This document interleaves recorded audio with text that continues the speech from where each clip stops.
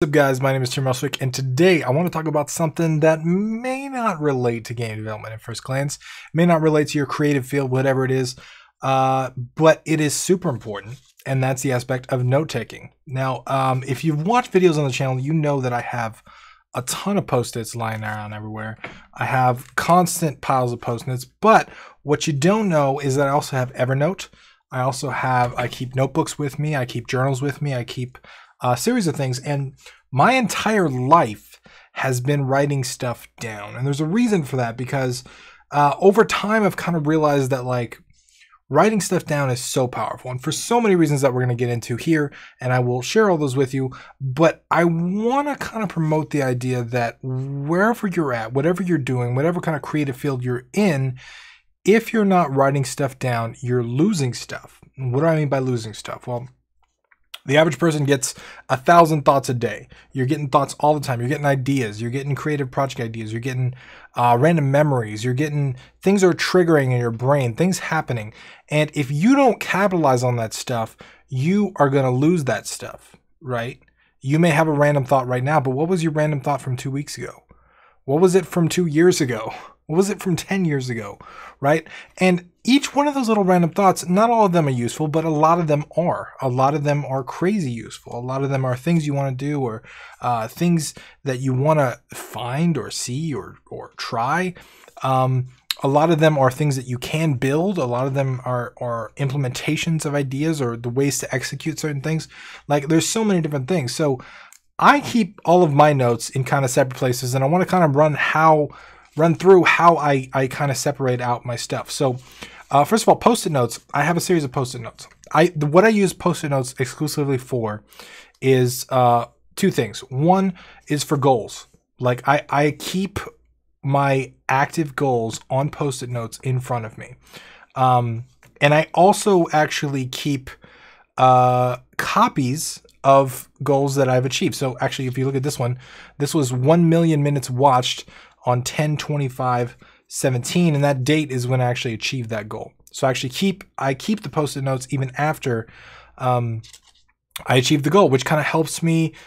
One, it lets me write down a goal and see it every day. But once I achieve it, I kind of have this list of stuff that I've kind of achieved, and it kind of helps me be a little bit more grateful when I flip through stuff.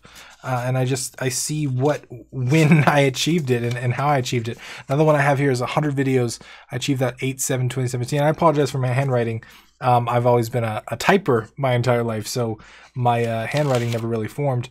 90-day daily streak. This is one, when I started doing daily videos, my first attempt was a 30-day daily streak and then a 90-day daily streak. So I actually wrote these down, and I kept these to keep myself motivated. So right there's two different uses for post-it notes by themselves. Is one, I can keep my focus on my objectives and my goals right in front of me the whole time. I don't have anything that's useful or I don't have anything that's useless or anything that can take away from my priorities in front of me. It's always just my goals and my objectives.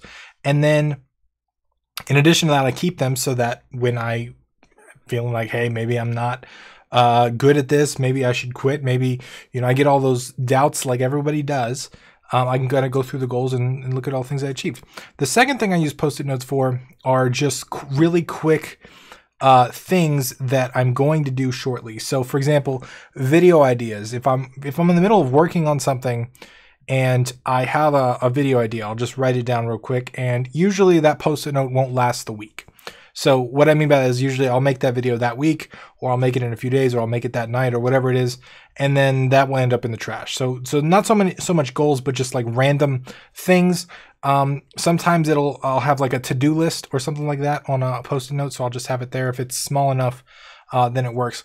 In addition to post-it notes, I use an app called Evernote, which you can access on your PC, on your browser, or there's little apps for it too that you can use. And Evernote I've been using since 2007. So I have years of stuff in here. And you can create what's called notebooks, and which are basically like folders for your notes.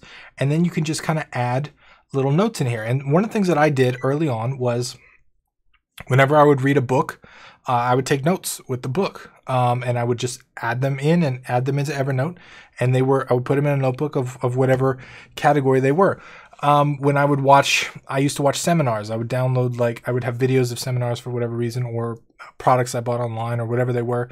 I would take notes of those, and I would write those down, and I would categorize them into notes. Whenever I came up with a random thought, I would write it down. Whenever I came up, I've talked about this before, I like cool words. When I hear a cool word, I have a note for that in Evernote. I happen to like cool words when they sound cool. So I have a whole list of notes that are just words that I think sound cool. I have video ideas in bulk. So whereas Post-it notes might work as 1 or 2 video ideas that I have randomly, when I sit down to write them in bulk, I have huge lists of them. I have a notebook of game names. And I actually went through this in the last game jam because we couldn't figure out what kind of game we wanted to build. So I went through a list that I literally have of game names that I want to make one day. I don't know what the games are going to be, but they're cool little game names. I have book ideas. That's a creative project I like to do, right? I like to write. So as I'm working on my first book, I keep getting ideas for a second book or a third book or whatever it is. And obviously I can't jump around because what I teach on the channel is like shiny object syndrome can be the death of you sometimes. I can't jump around to those different projects or I'll never get my first project done, but it helps to keep a list of this stuff so I don't forget it. There are thousands of ideas before I started doing this stuff that I thought of in the moment and it's just gone forever and I'll never come back. But it's when you write it down, it's here forever, especially if it's in the cloud or something like that. Assuming there's no, disaster in the cloud. But I have things to remember. I have ideas for specific games that I have mechanics. I have lists of stuff to add to specific game types that I picked up from GDC talks. And why it's so helpful to just have all this. Every once in a while, I like to just go through and look, right? And sometimes I have a purpose, sometimes I don't. So sometimes randomly, I'll just go through and I'll say, hey, let me just look through some of my old notes and it'll inspire me, right? Like I'll get inspired about stuff. Oh yeah, that's cool. That's interesting. Maybe I could apply that there. Sometimes I'll have a purpose. So I was working with someone a couple months ago and I was having a lot of trouble getting them to do the things that I was asking. It seems like that would be super simple, right? But just like no matter what I tried, it wouldn't work. And so what I did is I searched Evernote and I have a list of notes from a couple books that I read on management and team building and that kind of stuff. And I went through that list. I realized there was a couple things in there I didn't try. I tried it and it ended up working out pretty well. So random situations like that are super helpful to kind of go through and have everything categorized. And same thing like I mentioned with the game jam, when we couldn't figure out a game, I started going through all the game names that I had listed down and we picked a name and we went with it. We ended up changing that later, but it still kind of helped us get started by having that listed there. And same thing with Philophobia. Philophobia was a game that came out of a cool word that I had written down. Literally the entire game came out of that experience that I had, but plus the word was there in my cool word notebook in Evernote. And it's still sitting there today. It's still there because I think it's a cool word.